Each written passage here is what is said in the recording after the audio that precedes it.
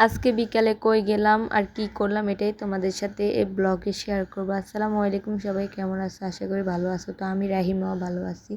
তো ফার্স্টে দেখতেছি আমি বোরকা টোরকা গায়ে রেডি হয়ে বাড়িছি, তো আমার স্বামীও বাইরেছে। তো আমার একটু ভয়েসটা খারাপ হতে পারে, যার কারণে আমি অনেক অনেক বেশি অসুস্থ। এই কারণে তো এখানে আমরা খাওয়ার অর্ডার দিয়ে বসে রয়েছি, আর এখানে আমার বাচ্চা কি করতেছে দেখেন। মানে ও বসবেও না, উঠবে না, এদিক থেকে ওইদিকে, এদিক থেকে এদিক ঘুরবে। তো রেস্টুরেন্টটা অনেকটাই ভালো ছিল, যার কারণে ফাঁকা ছিল। আমার ছেলে মজা করে খেলছে, কোনো সমস্যা হয়নি, কোনো প্রবলেম হয়নি। তো আপনারা যারা আসতে চান এই রেস্টুরেন্টে অবশ্যই চলে আসবেন, এটা ফেনী সদর হসপিটাল মোড়ের সাথেই।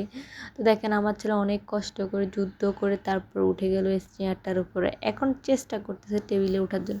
আচ্ছা, কোথাও খাইতে গেলে কি এটা সম্ভব? মানুষের বাচ্চা কাচ্চা নিয়ে কীভাবে যায় আমি পারি না। তারপর আমি অর্ডার দিয়ে দিলাম চাপ, সালাদ আর সস, এগুলো তো দেয়। তারপরে দেখেন আমি এগুলো নিয়ে ওয়েটারের মতো সার্ভ করতেছি। তা আমার কিন্তু অনেক বেশি ভালো লাগে। তো আমার হাজব্যান্ডকে বললাম একটা সেলফি তুলে দাও খাবারগুলোর। তো সে তো আর তুলে দিল না। তারপর আমি আমার বাচ্চাকে কোলে নিয়ে খাওয়া শুরু করলাম। বাট ওকে নিয়ে মানুষের বাচ্চা কাচ্চা নিয়ে কেন যায়, মানে ওকে নিয়ে আমার এই হালকা একটু নাস্তা খাইতে এত পরিমাণের কষ্ট হয়েছে যা বলার মতো না।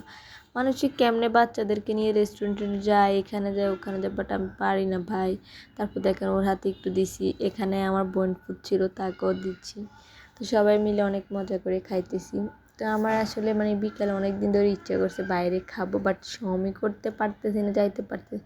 তো আমার বাচ্চা খাচ্ছে, আমি দেখতেছি, কারণ আমি খাইবার অপশানে তারপর একটু চেষ্টা করতেছি খাওয়ার। তারপরে খাইলাম। তারপরে এখানে হলো আমি, আমার ছেলে, আমার হাজব্যান্ড, আমার বোনপুর, দেখো সবাই মিলে খাচ্ছে কি তাড়াতাড়ি করে। তো ওরে আমি গালে ছেড়ে থো থো করে পালাই দিচ্ছে, ও এরকমই সবসময় এরকম করে। তো আমি খাইছি, আর চাপটা অনেক বেশি ঝাল হয়েছে, বাট আমি ঝাল খাইতে পারি না।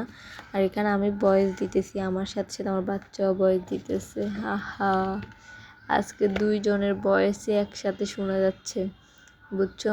আমার ছেলে অনেক পরিশ্রম করে আমার সাথে। তো এখানে খাইতেছি, আর আমার একটা অভ্যাস যে মানে তারপরে খাওয়া দাওয়া শেষে আমি আমার বাচ্চাটাকে ওইদিকে দিয়ে দিছি। তারপর আমি একা বসে একটু আরামসে খাইতেছি, কারণ ওরে কোলে নিয়ে একদমই খাওয়া যায় না। তারপরে আমার এখানে গলাটা চুলকাচ্ছে, আমি চুলকাইলাম। এরপর দেখো নাস্তা খাওয়ার পরে এখন বেডারগুলো লবণের ডিব্বা খাইয়ে লাইতেছে। হায় হায়, আমি বলতেছি আমাকে দাও আমাকে দাও, বাট আমাকে দিচ্ছে না, ও লবণের ডিব্বাটা খেয়ে ফেলতেছে। তো এটা কিন্তু ভালো না।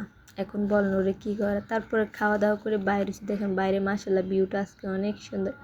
এটা হলো আমার বোন টুক টুক করে হাঁটতেছে। তো সবাই ভালো থাকবেন, সুস্থ থাকবেন, আল্লাহ হাফেজ।